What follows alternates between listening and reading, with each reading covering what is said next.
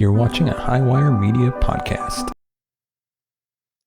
Welcome to the Dead Reckoning podcast. As always, I'm your host, Yetis, and on today's episode, we're diving into the Dyatlov Pass incident. If you're new, welcome. Each week, we dive into some of the most infamous and strange events across history. And this week, like we mentioned, we're diving into the infamous Dyatlov Pass incident. Excuse me.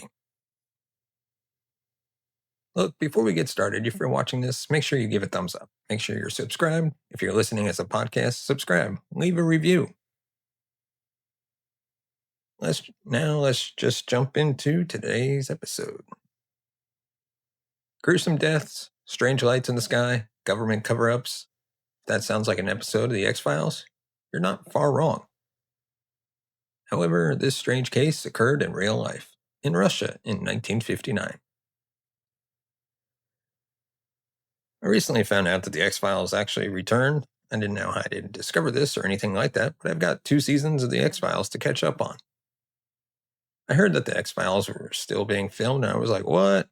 But I last saw The X-Files, like 20 years ago. Excuse me. What has made it even more tantalizing throughout the years is that while there are theories galore as to what happened to the 9 young hikers caught up in this strange event, there's not one theory to rule them all. Nothing so far has adequately explained all the elements in the case. This is not one for the weak of stomach, because we're talking about the Dyatlov Pass incident. And with that, I know there's going to be lots of Russian pronunciations in here, which I'm just going to do terribly wrong. I'm sorry, but I'm too lazy to look up their proper pronunciation. And also, it sounds really bad, but I just like sitting here and talking and having a good time, and making up the pronunciations is a bit too much work. In early February 1959, a group of 9 hikers led by Igor Dyatlov were camping on the side of a mountain in the northern Ural region of Russia. Is it just a coincidence that his name is Dyatlov and he was in the Dyatlov Pass, or was it named after him? Well, we're going to talk about that. This was not necessarily the best place for them to pitch their tent, but the darkness was fast approaching, and they had a big day of climbing planned for the next day. During the night, an event occurred which sent the campers scrambling from their tent in a mad panic, ripping it open from the inside to get out. Their bodies were found over a series of many weeks, some with no obvious sign of injury, others with huge trauma to their chests and heads. 2 people had missing eyeballs, 1 had a missing tongue, and they were not dressed for winter in the Russian mountains. Rather, they were all wearing items of each other's clothing, and some were in little more than underwear when they were found. 2 of the hikers had high levels of radiation on their clothes. Others had burns on their bodies. What in the living heck could have happened to cause these experienced people to flee into the night and then come to a horrible, grisly end? Around the time of the event, other hikers and local people had described seeing lights in the sky. The last photograph taken from one of the Dyatlov group's cameras is a blurry image of what looks like at least 2 lights hovering about in the night. There were rumors that 1 or more of the group were working for the KGB. The hikers were in range of a military base, which only added to conspiracy theories. In May 1959, less than 4 months after the tragic events, the case on the Dyatlov Pass incident was closed. Blame was handed off to Igor for camping in a dangerous area, and the official explanation given to cover up the entire weird manner of death was this. Quote, "It is concluded that the cause of their demise was overwhelming force which the hikers were not able to overcome." And that's not a explanation. That's just a statement of what happened. It's like, yeah, he was hit really hard. Yeah, but by who and why? Again, come on, what? It's not, could be a little more vague there, please. What kind of overwhelming force are we talking about? A natural one like an avalanche, or a violent one like an animal or human attack? Or maybe an extraterrestrial force? The flipping force from Star Wars. Also, calling it the Dyatlov Pass incident seems to tone down the whole thing a bit. An incident sounds fairly benign, more like a title from a Victorian detective story. How about the Dyatlov Pass mass killing event? Let's get into the details then. There are a lot of them, and they ain't pretty. But it's mainly because of the range of weird injuries that the hiker sustained that this case has kept the public's attention for the last 6 decades. On the 23rd of January 1959, a group of 10 people, 8 men, 2 women, set off for what they expected to be a challenging but rewarding hiking and skiing trip up the Ural Mountains. They had all completed many hikes and treks before and were all considered to be more than capable of finishing this expedition. In the time before cell phones and quick communication, they told friends and family they expect to arrive back at Vizay, a very small town, by February the 12th, and that was that. Nothing was expected to go wrong, and if it did, the party was large enough and contained at least one person with experience as a medic to be able to sort things out on their own. The people in what became known as the Dyatlov group were as follows. To begin with, we have Igor Dyatlov, leader of the group, 23-year-old Igor. It's kind of weird they have a leader. Like, I often go hiking and camping with my friends. We don't have a designated leader because we're not in the scouts. We're not 12. We're just like, what are we doing? We're going hiking. Are we going to have to make any complicated decisions which we need to defer to a leader on? No, we're going hiking. That's it. Simple. I will just point out that the Dyatlov Pass was named after the, spoiler alert, tragic events that befell the party. It wasn't as though Igor said, hey guys, let's go for a hike over in the Urals. I'll let you check out my pass. The Dyatlov Pass is located near, but not exactly in the area where the bodies were found. Dyatlov was studying radio engineering at the Ural Polytechnic Institute, as it was known at the time. And then we have Yuri Doroshenko, a 21-year-old radio engineering student. And then, again, I'm going to butcher all these names so badly. Ludmila Dubinina, the youngest of the group at 20 years old. She was studying engineering and economics. Then we have Alexander Kolepetov, a 24-year-old physics student. And then Zeneta Kolmogorova, a 22-year-old radio engineering student who had hiked extensively with Dyatlov. This seems to be a group of very smart people. And then I'm just going to use her last name initial, Yuri K., a 23-year-old construction graduate who had been part of the crew to clean up after the 1957 nuclear disaster. Then we have Rustam S., 23-year-old graduate of UPI with a fondness for long-distance running.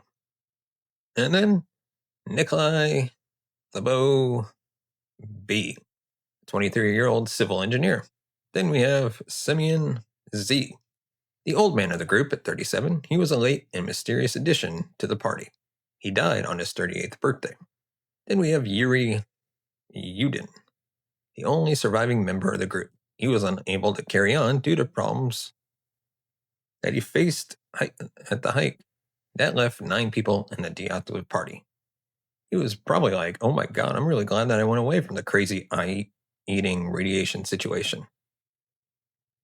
The remaining 9 carried on with the trip, hiking, skiing, taking photos, and writing in various diaries. The group dynamic seemed fine, with no one mentioning particular tensions over leadership or romantic rivalry of any kind. The weather was noted in the group diaries as being around minus 16 degrees Celsius during the day. That's 3.2 Fahrenheit.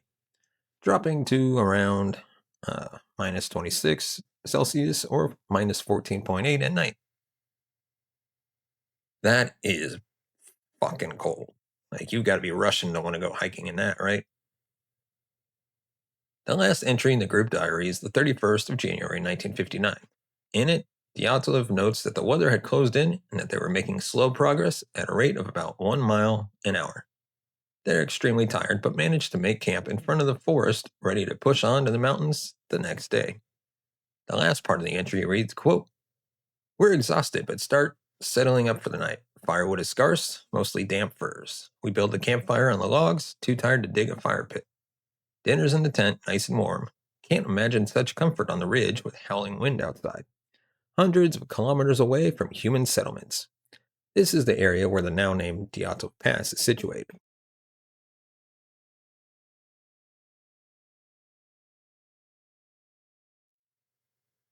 On the 1st of February, the group left some of their belongings behind to make it easier to climb the mountain, and also have a stash of provisions for the return leg. It's then theorized they went a bit off course on their trek and decided to pitch their tent on the north slope of the mountainside rather than having to backtrack however far and then do the route again the next day. The mountain they camped on was Kolat, which was translated as Dead Mountain or Mountain of the Dead from the native Mansi language. Sounds like a brilliant place to camp. While this is a creepy foreshadowing, the definition is really more like meager or lack of game, not a place that's going to kill you, just a place that's not great for hunting. The Dyatlov group's target climb was Mount Otorten. This has similarly become known as meaning don't go there, a warning for people just to stay the heck away. Excuse me. This might be another mistranslation, however, and the name might actually refer to a different mountain further away in the Urals. The apparent Mansi name for the mountain referred to as Otorten, however you properly say it, actually translates as mountain with swirling winds, which doesn't really fit into the whole death omen narrative. So it has been ignored for the more obvious monikers. That night, something happened which left all the hikers dead, which has never been fully explained. We're going to the theories in a minute, but first let's talk about how the bodies were found. As previously mentioned, the group wasn't expected back until February the 12th, when Yuri Yudin had to leave them due to illness. Dyatlov told him that actually they'd be back on the 15th instead. After a few more miscommunications, bad weather, and desperate attempts from family and friends to find out where they were, a search party was eventually sent out on February 21st, which was obviously far too late to rescue anyone. Dyatlov also hadn't filed a copy of the route they were taking anywhere, so that made it even harder for searchers to locate the party. It wasn't until 5 days later, on February 26th, that a group from the rescue party found the group's tent. The front of the tent was propped open, but the rest was covered in snow. It was not particularly deep, and it was deemed at the time to have just been a natural accumulation of windblown snow. Searchers recovered 9 backpacks, coats, pants, shoes, boots, skis, hats, blankets, food, papers, a stove, and an axe. Basically everything a group would have needed to survive in the mountains in the winter. Yeah, finding that you're like, dude, it's like minus 26 degrees outside and we found your coats. Yeah, you're not alive anymore. The tent had holes and was ripped in a way that looked like maybe someone had cut their way in. It was only after later analysis that it was determined that the cuts were made from inside the tent, pointing to the hikers having cut their way out in a great hurry. There were photographs taken of several sets of footprints heading away from the tent. One of the rescue parties noted, quote, "There were footprints of bare feet, but in socks. Some were from Valenki, soft felt boots, and occasionally we could make out the tread of a ski boot. All these prints were raised higher than the actual wind-scoured surface of the slope. We followed these prints from the tent in the direction of a spreading cedar, which was clearly prominent on the hill. First we lost, then we found the tracks again. They appeared again in the birch tree undergrowth, and then they went down along the ravine, which led to the river." From what rescuers noted at the time, the tracks that these footprints made seemed quite orderly, and not evident to the group sprinting out haphazardly into the night.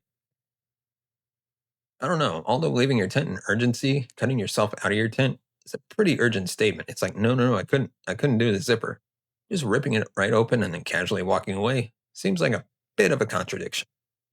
The only conclusion the rescue party could draw was that someone or something had forced the group to leave their tent in the dark, practically taking nothing with them. They had headed for the forest, not the supplies they had left the previous day, and they never returned to the tent. The first bodies were found on February 27th, almost a month after the actual event took place. Under the prominent cedar tree noted by the search party about a mile from the tent were Yuri Doroshenko and Yuri K. It looked as if they had built a fire, but it hadn't been enough. They had practically no clothes on and burns to their feet. An investigation of the cedar tree found traces of human flesh several meters up, perhaps indicating that they had scrambled up the tree to get away from something. Yuri D also had a burn on his head and foam on his cheek, possibly caused by pressure to his chest.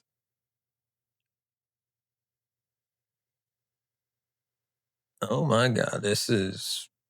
I don't remember. I'm familiar with the Dyatlov Pass incident. I think I covered it in another video for my other channel. I had no idea about this being chased by something and the burns on the feet and like climbing up the tree to escape. Yuri K had apparently bitten off a piece of his own knuckle. Yes, this gets a whole lot grimmer, so if you're already wrinkling your nose up, prepare yourself for a whole lot of grossness. I mean, to be fair, I do another podcast called The True Crime Never Sleeps, which, well, there's been beheadings on Greyhound buses, and people eating hearts and children, serial killers, so my stomach has become a bit leathery, having been through that traumatic experience of a podcast. But I mean, eating your own knuckle, it's pretty intense. Neither man was wearing shoes or a jacket. They were lying next to each other when found. It looked as if one or both had been moved post-mortem, and their cause of death was given as hypothermia. Later that same day, the bodies of Igor Dyatlov and Zaneta K were discovered. Dyatlov was found a few hundred meters from the cedar tree, wearing ski pants, a shirt, and a sweater, but no hat, and again, no shoes.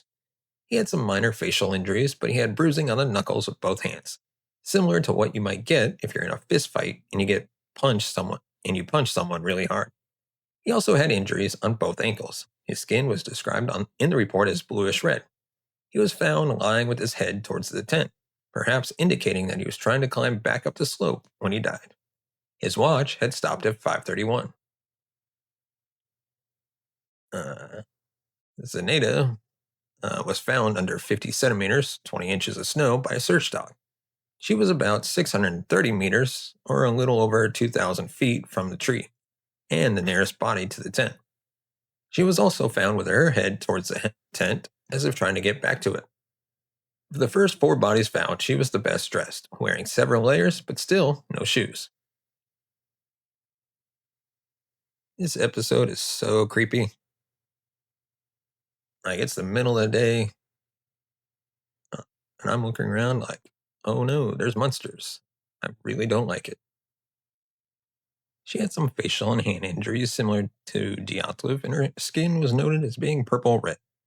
Further investigations also found a huge bruise on her side, like she'd been hit hard with a bat or a baton. The cause of death for these two were also given as hypothermia. And then Rustam, again, just using his last name, first initial S. Despite search teams searching the area meticulously after these finds, it wasn't until March the 5th, a week later, that the next member of the group was found. And that was Rustam. He was found between Dyatlov and K, also lying with his head in the direction of the tent. Because of the way the ice had melted under him, the search party concluded that he'd been alive and warm when he laid down. And for whatever reason, he just didn't get up again. He had 4 pairs of socks on and a couple of layers of sweaters and trousers, making him the best dressed of the group so far. He was also considered the strongest of the party, meaning that he would be expected to keep going longer, unless something happened to impair him. This might be explained by the huge fracture to his skull. He also had wounds to his arms and bruising on his leg. His watch had stopped at 8:45 a.m. His cause of death? Hypothermia. If you're wondering why it took the search parties so long to find anybody, it's because they were basically completely blind. Any visible footprints stopped at a certain point. Snow had fallen constantly. And the search didn't even start until weeks after the group had died, so they were completely hidden from view. Yeah, that woman was like 50 centimeters of snow above her. A dog had to find her. Searchers used metal detectors, but none of the group had any significant amounts of metal on them to make using them worthwhile. In the end, they just had to fan out and use rods to poke down into the snow until they hit the ground or something else. They did this every 50 centimeters or 20 inches over a huge area with no real idea where to look. Most of the volunteers were students, friends of the Dyatlov group, desperately hoping to find their friends safe and sound. Because of the difficulty of this search, another 2 months went by before the final group of bodies was found On May 5th, a trail of cut branches was noticed, and eventually a small den or shelter was uncovered. The remaining 4 hikers had cut branches and piled clothes on them to form makeshift seats off the snow. There were a few other items near the den, but the knife used to cut the branches was never found. About 66 feet on by a stream, they found the body of, again, apologies for butchering their names, Ludmilla, under about 4 meters or 13 feet of snow. She was also on her knees, upright against a rock, with her head facing upstream.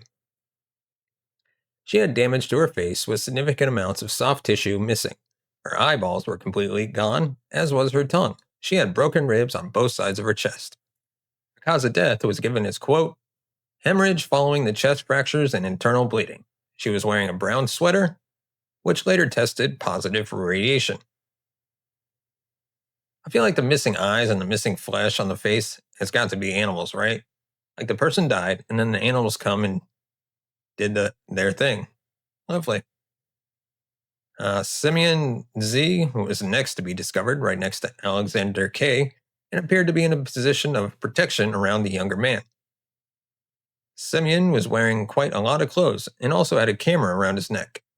There was a deep wound on the back of his head, and yes, his eyeballs were also missing.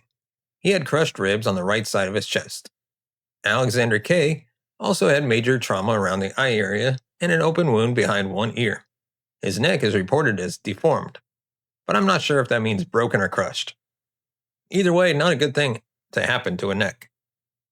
His skin color was noted as gray-green with a tinge of purple because he'd been lying in the water for so long. His hands and feet were decaying. Part of his clothes had also tested positive for radiation. His official death was given as hypothermia. The final person in the group to be found was Nikolai. Like Zoltaryov, he was quite well dressed and was wearing a pair of soft boots that the hikers put on when they were in the tent.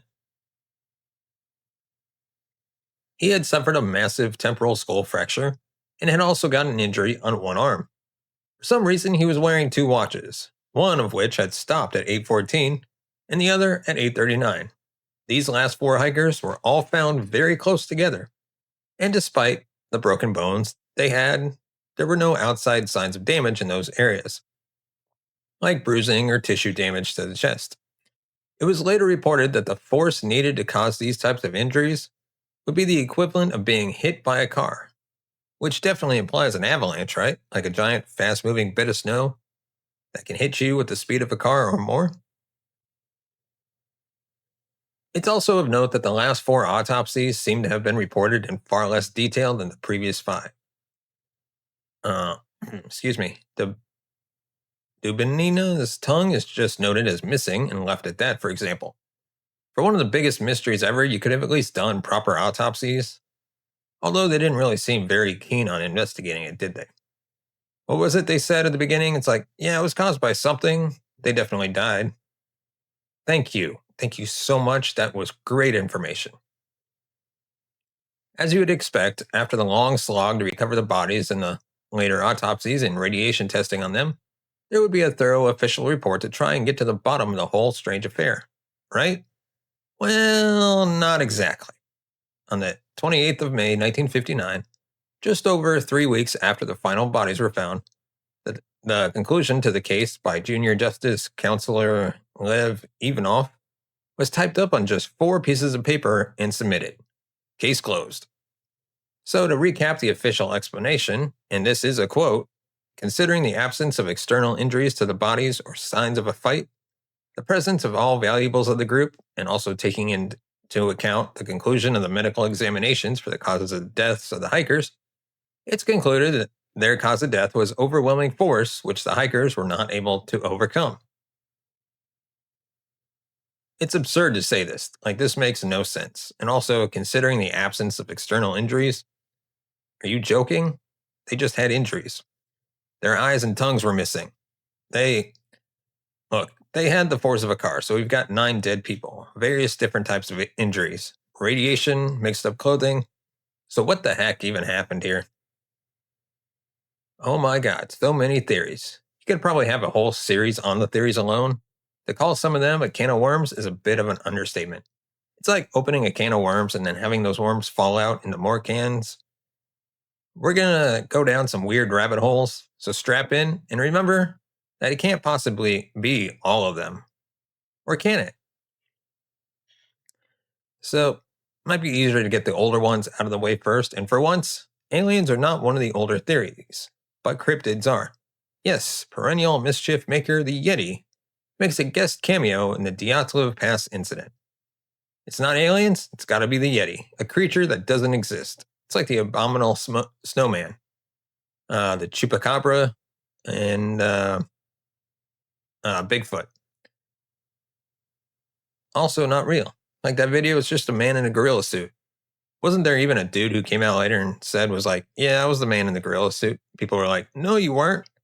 Even though I thought he could prove it somehow or something, it doesn't matter. It's just not real. So was it a Yeti or some other large beast roaming around the Russian wilderness?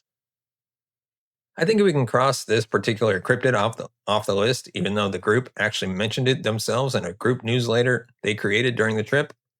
Although the original copy of the Evening O'Torton had been lost, there was apparently a brief paragraph saying something like, "From now on, we know the snowmen exist. Yetis live in northern Urals." There was also a photograph recovered from one of the group's cameras showing a large figure coming out from behind a tree. The missing tongue also gave this theory credence, as why else would that be missing? Apart from that, Yeti ripped it out and ate it. I don't know, maybe some other animal ripped it out and ate it? Some other animal that we know for a fact exists, rather than some Yeti? The paper the group made was just a fun, satirical news leaflet, not a scientific journal. The photo of the Yeti just looks like one of the groups wearing full-on winter clothes, standing a little awkwardly next to a tree. I'm obviously no Yeti expert, but I've never heard that they particularly like tongues. And if they do, why stop at one? Sorry, Snowman, don't think you're responsible for this one. And then, if there ever was an easy target, the local Mansi people were it. These are the people with the language. There was something, what was it? I did keep track of that. Anyways, sure, blame the indigenous locals and their unfamiliar religious practices for the horribly grisly end of 9 young Russians. There's no evidence that the tribe were in any way involved in the group's deaths. The area the group was hiking was not considered sacred or forbidden in any way, and it was not unusual for hiking groups to have perfectly cordial interactions with the tribe. No crimes have been committed in the area, and the tribe did not have a confrontational or violent reputation. None of the diaries note any worries or misgivings about the local people, and the evidence left behind pretty much does away with any credible motive. Why would the group be attacked and then everything be left untouched? Nothing seemed to have been taken from the tent, and there were plenty of things that would have been useful for people living in cold conditions. There were also gems, watches, matches, and other things left on the bodies that seemed to rule out an attack for personal gain. Ah, yes, when I go robbing bodies, I take gems, watches, and matches.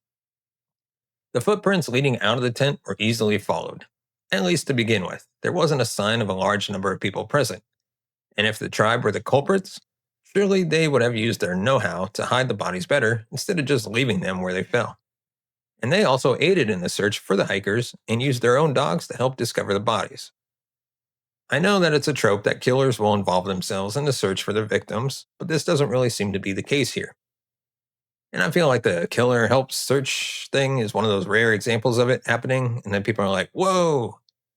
So they think it happens more than it does.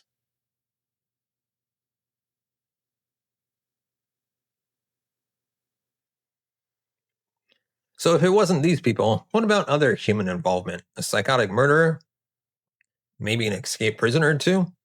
There was a prison camp a few miles away from the group's final camping spot, so there was the possibility of criminal involvement. Except, remember, this was on a mountainside in the middle of a Russian winter. Yeah, also they got hit with the force of a car. There's an escaped prisoner with a car in the mountains? That car drives on the mountains? If anyone had escaped and there were no recordings of this having happened at the time, they wouldn't be in a fit state to take on 9 strong hikers by the time they'd reached the camp. Injuries to some of the hikers' hands might coincide with having punched something, maybe a person, but at this point, it's just not possible to tell. Also of note, however grim, is that none of the bodies had any signs of sexual assault, another strike against an attack by people. And again, the fact that many useful and valuable things were left behind seems to close the door on any sort of attack by random criminals.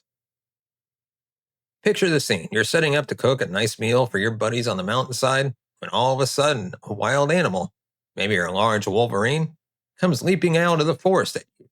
It charges the tent, starts ripping it to shreds, and in its panic, unleashes its smelly spray, stinking up the place. Everyone calmly gathers a few bit and bobs and heads off to give the animal some space and let the stench clear. Okay, sounds vaguely reasonable. Might even explain why the hikers left the tent in the first place. But then what? They all split up, fell over enough to give themselves skull fractures, and died? There's no way an animal attack even begins to explain their deaths. So, well, what next? I don't think we can rule out like animal attack post-mortem though, like the eating of eyes and the tongues and the mutilation. Some of the damage, again, I'm assuming it happened post-mortem. The actual post-mortems weren't very useful. We didn't get much information about them. So if their tongues were ripped out while they were alive, it'd be a bit different. But I think it's scavenging animals.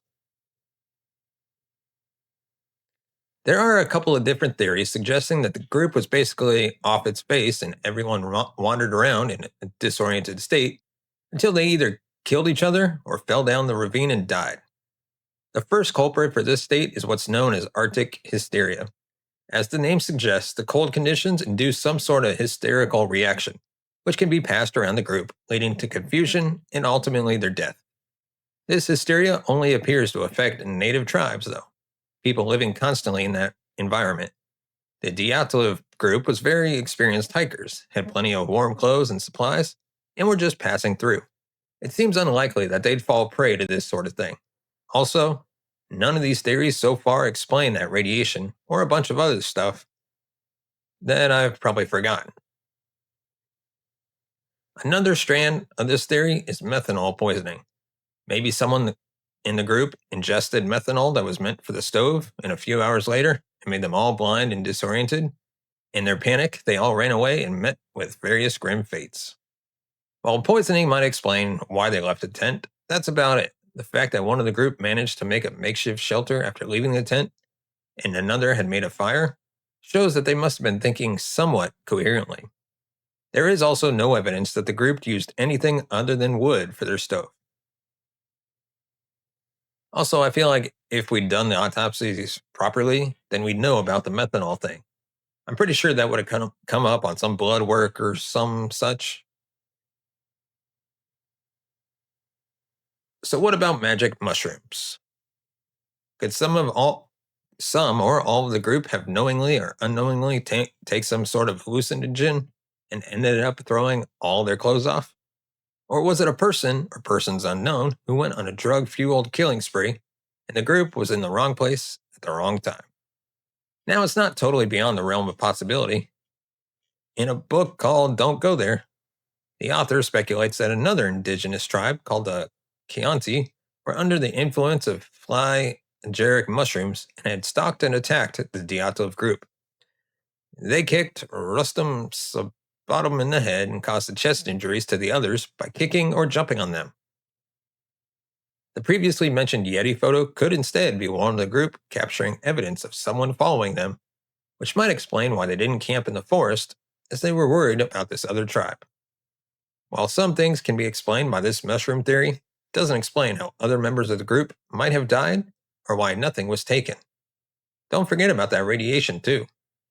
If the group was attacked by drug-fueled loons or took the drugs themselves, it wouldn't have caused anybody to be radioactive. Yeah, none of this stuff so far would. The radiation is one of the biggest mystery elements. But I feel like they were like physicists, right? They were radio engineers, maybe at their university. Like a couple of them would have been involved with radiation somehow, and their coats had been contaminated prior to going hiking. Because I can't see how you're going to get radiation out in the wilderness, right? And can they date when the radiation started? Probably not. Remember how the correct translation for the mountain is supposedly mountain with swirling winds? Well, maybe this is relevant after all. There is a natural phenomenon known as katabatic wind or descending wind. It's also known as gravity wind, and it can occur in mountains or over glaciers. Basically, a strong wind can roll down at huge speeds, wreaking havoc in its path. In places like Antarctica, the winds are fairly common. They spring up out of nowhere and can quickly reach speeds of nearly 50 to 66 feet per second. That is a mega wind. This could be a reason why the group hurriedly left their tent. It might even explain why some of it was covered in snow.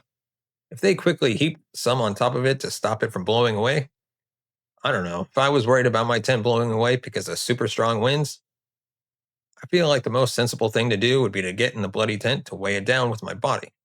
That way, I'm also not in the crazy wind. If they were caught in hurricane force winds, this might also explain the trauma to their bodies. If they were thrown or fell against rocks or hit by flying objects, that makes sense. Perhaps the strong winds also triggered a slab avalanche, which finished off the rest of the hikers. Such rare events are almost impossible to reconstruct, but on the face of it, it's a credible theory. If you ignore some of the other injuries, such as the burns and why the backpacks and other contents of the tent were all still close by and not flung around everywhere.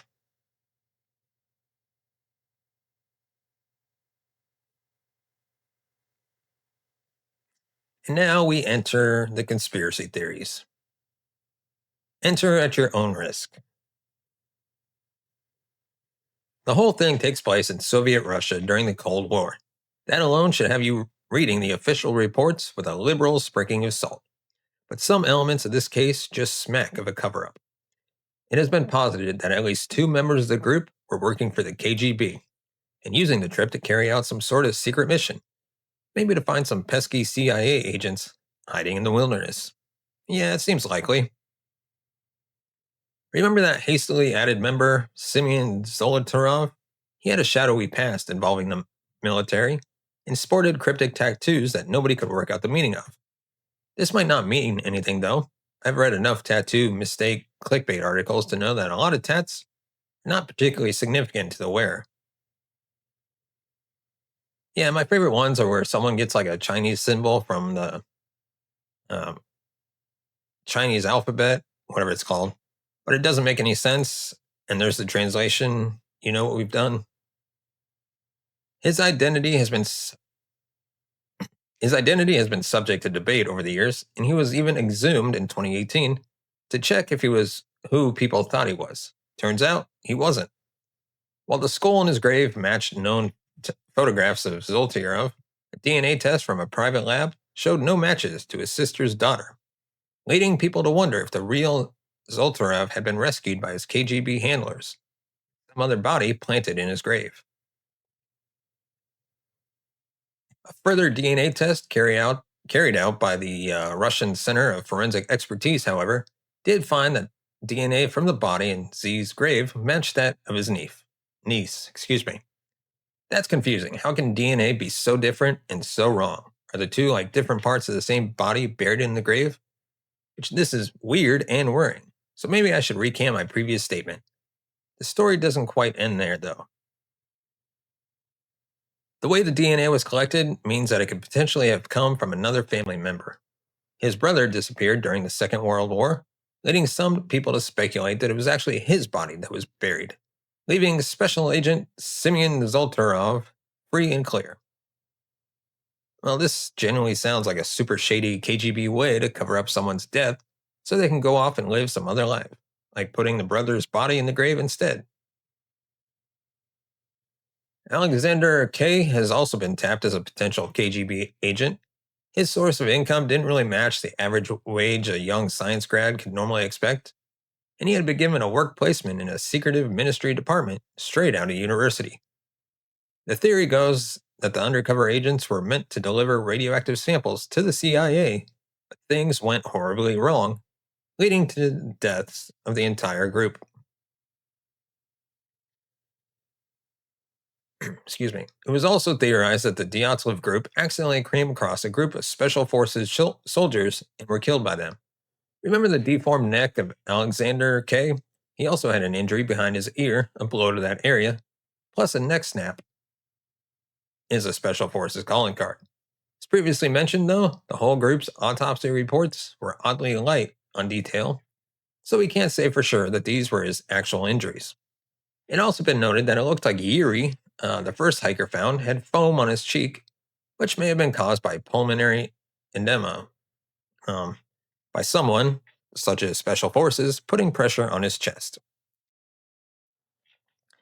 Well, you can fall down a dark spiral where this all seems perfectly credible, and I have to say, right? I'm like, this is it.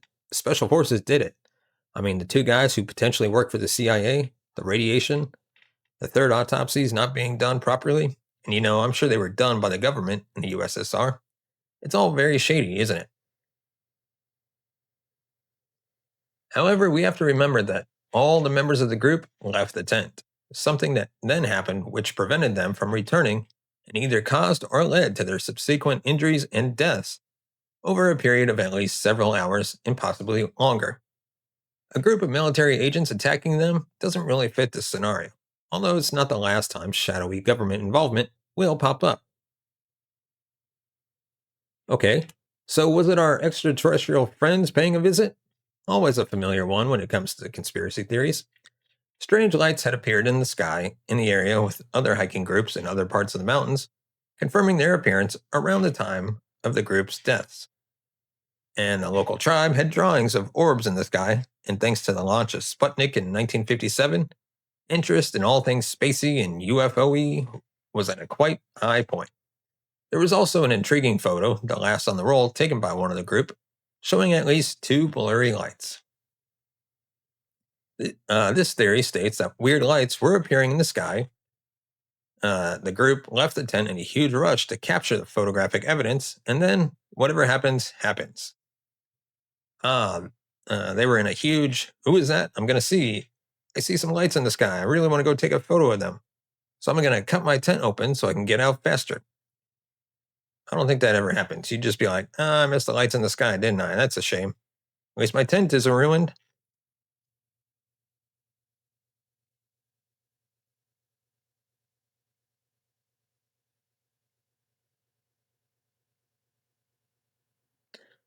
Were they attacked by an alien craft? There were trees in the forest that were burned at the tops, maybe by some sort of precision heat-seeking ray. Some of the hikers sustained burns. A strange injury on a snowy mountainside, and the lead investigator, Leo Ivanov, was actually told to remove all mention of unidentified flying objects from his report. I'm not thinking it's aliens. I'm thinking, wasn't there a weird secret military base nearby? I mean, directed energy weapons are a thing, right? They use those powerful lasers. I mean, I know it was the 50s, but secret military bases?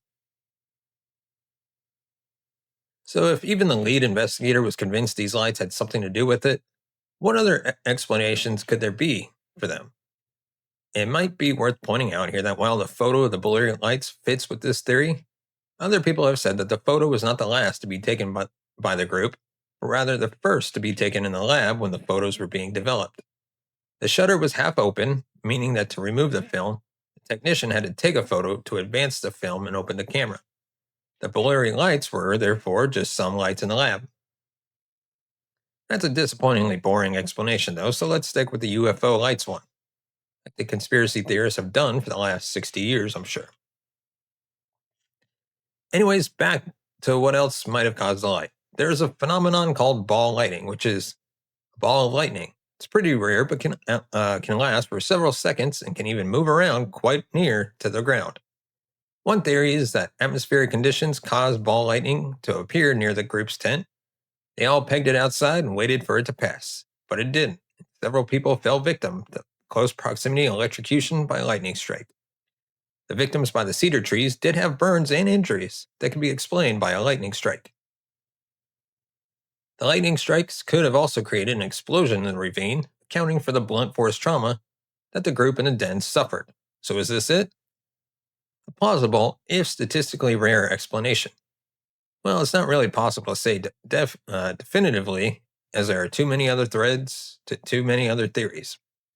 The radiation found on two of the victims is still perplexing, as is the time frame, with the hikers dying over a period of hours, if not a day or more.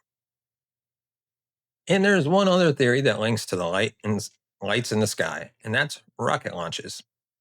Anybody smell a nuclear test launch gone wrong and a government cover-up? I absolutely didn't. And I'm thinking, okay, radiation, there's a lot of trauma, the burns, okay. But then the whole area would be hugely radioactive. It's not like two people's coats or whatever it was, or was it two of the people?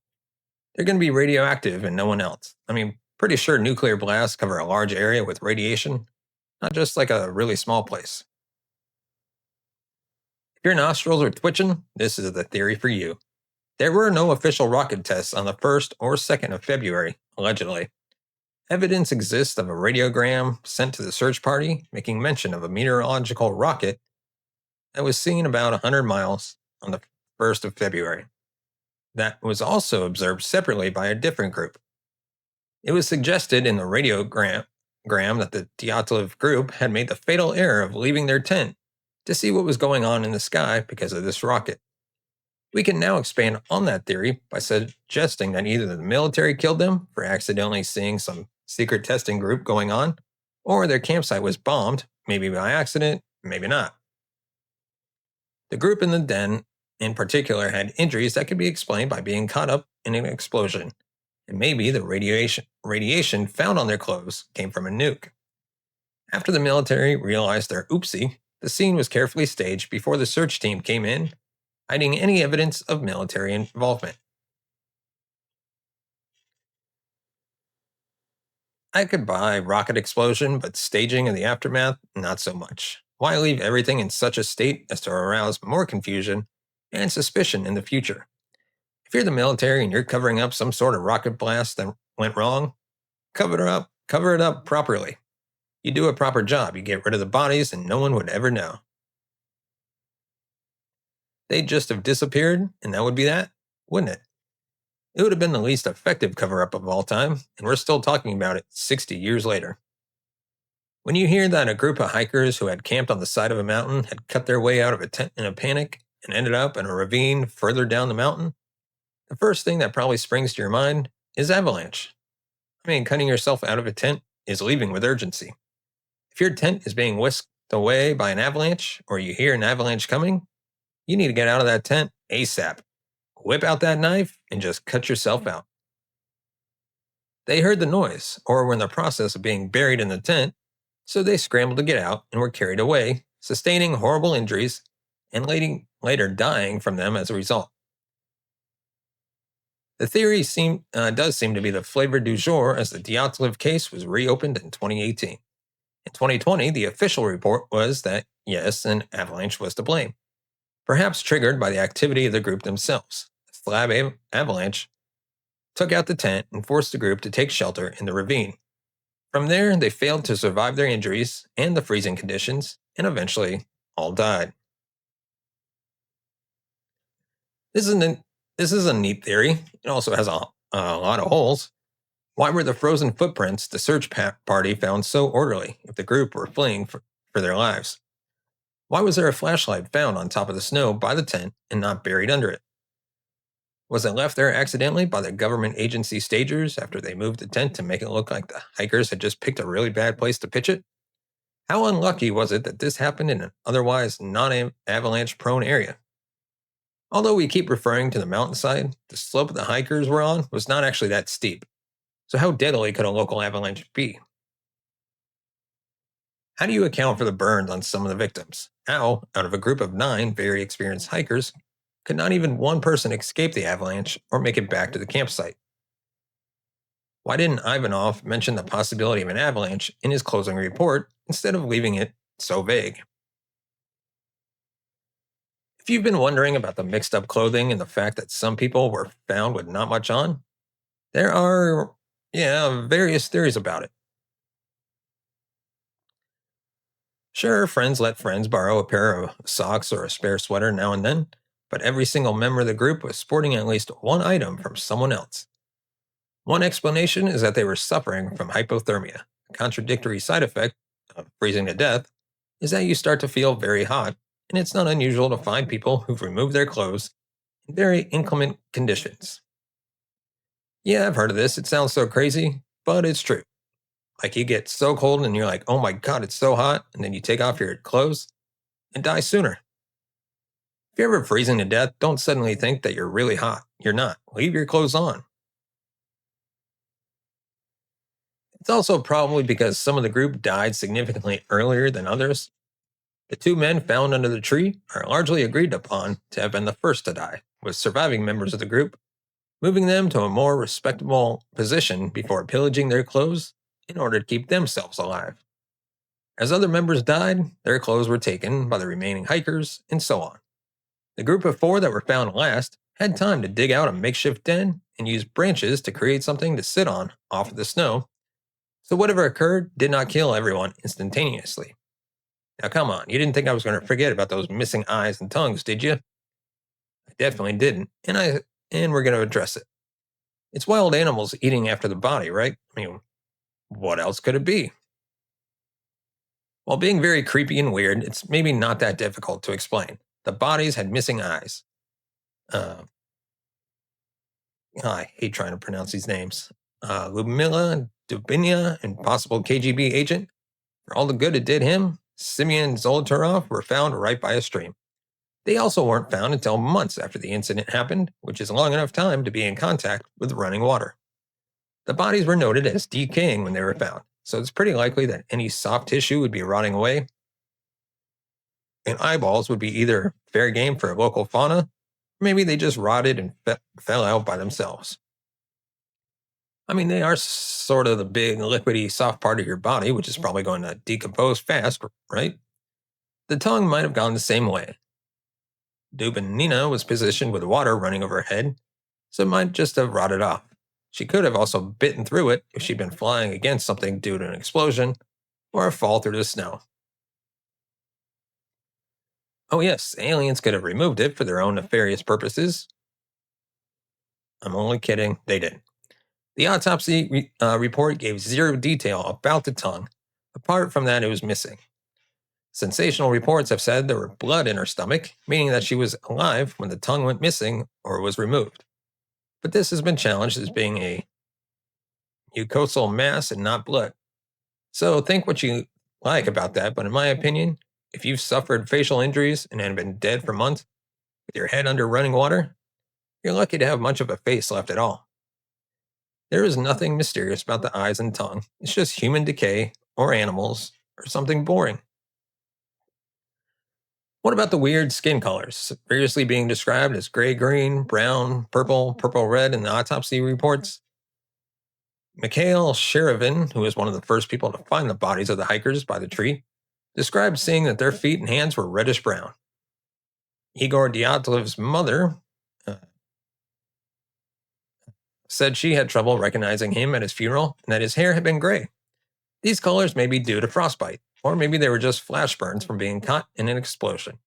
Or maybe the real Dyatlov had been killed in a secret military operation, and this was the body of an older person used in his place. Or, maybe not. Or maybe it was due to something else. I mean, who really knows at this point? This is such a big mystery. I mean, I do really think that it was some sort of avalanche or something like that, and then all the other stuff is just explained away by a series of coincidences, like animals eating their eyes, the people having radiation on their clothes from beforehand, this kind of stuff, the lights being the lab lights. It's all explainable. Just altogether, it's weird. The other remaining standout thing is, of course, the radiation on the clothing. Why were the clothes even tested for radiation in the first place? Is this routine for bodies found on a mountain? Whatever radiation was detected was on a sweater Dubina was wearing, and on the sweater and ski pants of Alexander K., who was the guy with the deformed neck. These two were both found in close proximity near the makeshift den they'd created. It's interesting to note that even after being exposed to running water for a few months, the radiation level in the clothes was still significant. Was it something in the water then? Unlikely, as neither of the other two hikers found in the same spot had any trace on their clothes. Also, the sweater that she was wearing was not hers, and while it was not formally identified during the investigation, it's been speculated that it belonged to Yuri K., if you recall, and I'd be impressed if you did, it was several thousands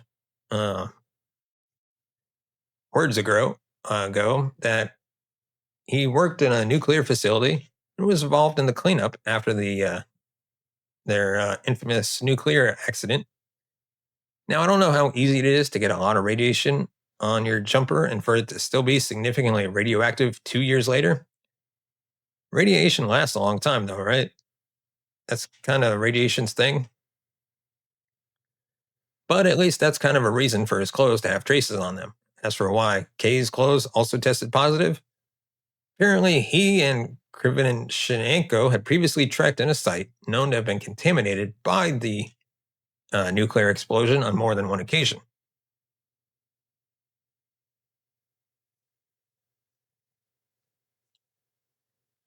So maybe that's how they picked up such high amounts of radiation. Or maybe they were smuggling radioactive samples to the CIA in an undercover operation. Your guess is as good as mine. Now, if you're guessing that it's less likely than the radiation from somewhere else theory, your guess isn't as good. So, there you have it, a mystery that everybody has an opinion on, but nobody can explain every aspect of it. While it can't be everything, maybe it was a combination of things, like a wayward rocket exploded by the camp, which also set off an avalanche. Hey, now that I mention that, it does seem like a plausible theory. I guess we've cracked the case. Now, there is a giant granite memorial to the 9 dead hikers at the pass that's been named after them. And the Dyatlov Pass incident, with its wide range of tantalizing clues and theories, will remain one of those weird, unknown events that keeps history interesting. And on that note, I do hope you found today's video interesting. I mean, I do like the ones where we get to the end and it's all nicely wrapped up in a bow with a solution. But it's also interesting to speculate about the ones that have no answer. If you've enjoyed this show, please do give it a thumbs up below. If you're watching on YouTube, make sure you're subscribed, hit the bell notification button to be notified of future videos. And of course, if you want to support the channel and help us create even more quality content, you can buy us a coffee at buymeacoffee.com/LarryMLease. As always, the link is in the description. And with that, thank you so much for watching and listening. We'll see you next week.